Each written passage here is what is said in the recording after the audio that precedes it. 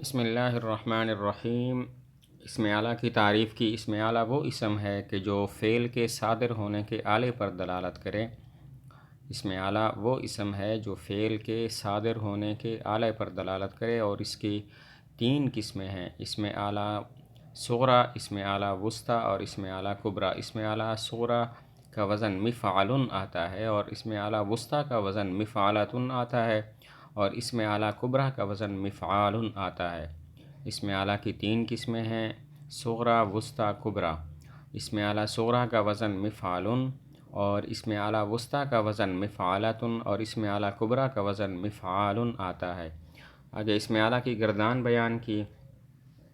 منصر، منصران، منصرین۔ منصران حالت رفع، منصرین حالت نصب اور جر، مناصر۔ اور منصرۃ، منصرتان، منصرتین۔ منصرتان حالت رفع میں، منصرتین حالت نصب اور جر میں، اور مناصر۔ اور اس کے بعد ہے منصار، منصاران، منصارین، مناصیر۔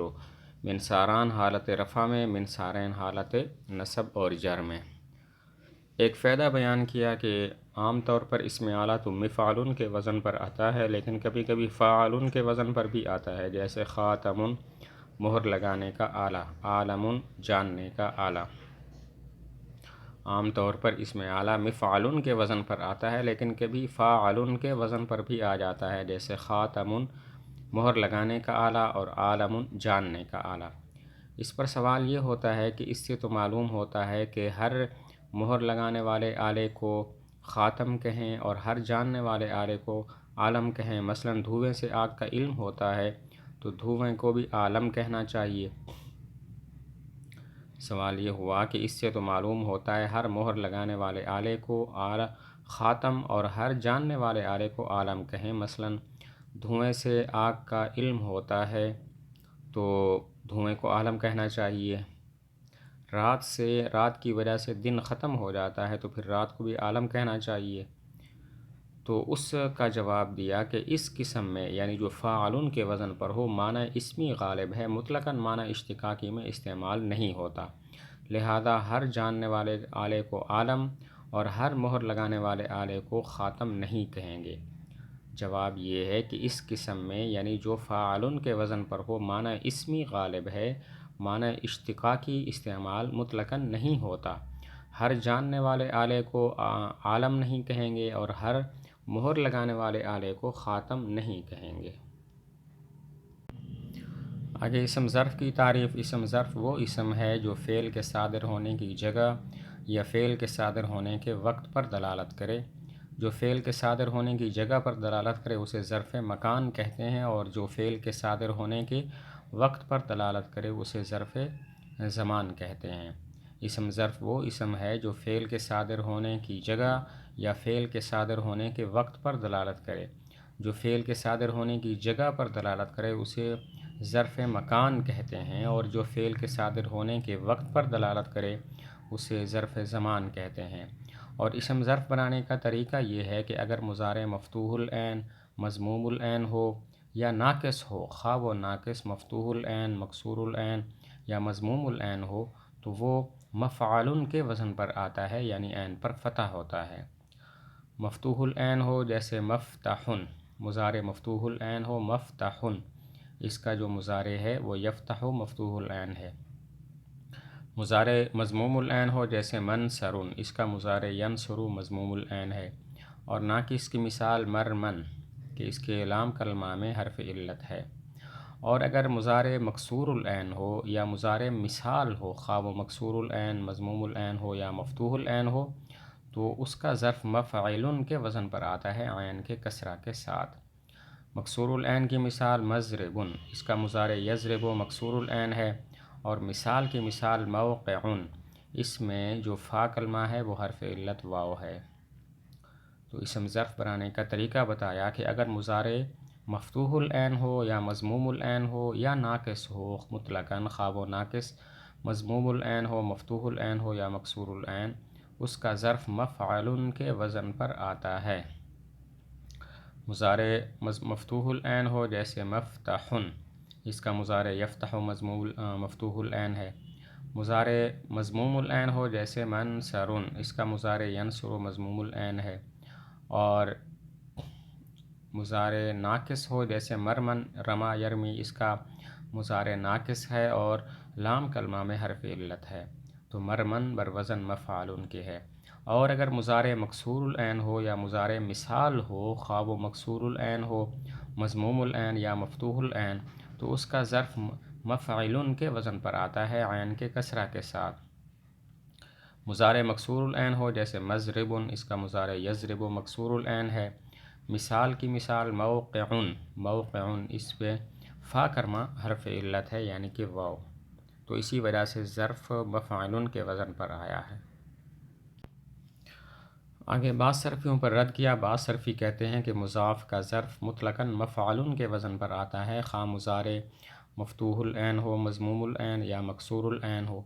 ان کی دلیل ہے مفرن بروزن مفعول ہے، اور یہ مفعول کے وزن پر ہے، اور قرآن مجید میں ہے فَأَيْنَ الْمَفَرُّ، حالانکہ اس کا جو مضارع ہے وہ مکسور العین ہے یفر، تو معلوم ہوا کہ مضاف کا مکسور العین مضارع سے بھی ظرف مفعول کے وزن پر آتا ہے۔ جب مکسور العین سے مفعول کے وزن پر آتا ہے تو مفتوح العین اور مضموم العین سے تو ویسے ہی ظرف مفعول کے وزن پر آتا ہے۔ معلوم ہوا مضاف کا ظرف مطلقاً مفعول کے وزن پر آتا ہے۔ بعض صرفیوں پر رد ہے۔ بعض صرفی کہتے ہیں مضاف کا ظرف مفعول کے وزن پر آتا ہے مطلقاً، خواہ مضارع مفتوح العین ہو، مضموم العین ہو یا مکسور العین ہو۔ ان کی دلیل ہے مفرن بروزن مفعول ہے، حالانکہ اس کا مضارع یفر مکسور العین ہے، اور قرآن مجید میں بھی یہ ظرف ہے فَأَيْنَ الْمَفَرُّ۔ تو اس تفصیل سے معلوم ہوا کہ مضاف مکسور العین کا ظرف مفعول کے وزن پر آتا ہے، تو مضموم العین اور مفتوح العین کا ظرف تو ویسے ہی مفعول کے وزن پر آتا ہے، تو اس سے معلوم ہوا کہ مضاف کا ظرف مطلقاً مفعول کے وزن پر آتا ہے۔ مصنف نے رد کر دیا کہ ایسی بات نہیں ہے، مضاف کا ظرف بھی قاعدے کے مطابق آتا ہے، یعنی مکسور العین سے مفعول کے وزن پر، اور مفتوح العین اور مضموم العین سے مفعول کے وزن پر آتا ہے۔ دلیل یہ ہے کہ قرآن مجید میں ہے حتیٰ یبلغ الہدی محلہ، محلہ بروزن مفعول ظرف ہے، اور اس کا مضارع یحل بکسر عین ہے، مکسور العین ہے۔ ان پر رد کر دیا کہ یہ صحیح نہیں ہے، مضاف کا ظرف بھی قاعدہ کے مطابق آتا ہے، مکسور العین سے مفعول کے وزن پر آتا ہے۔ قرآن مجید میں ہے حتیٰ یبلغ الہدی محلہ، محلہ ظرف بروزن مفعول ہے، اس لیے کہ اس کا مضارع یحل مکسور العین ہے۔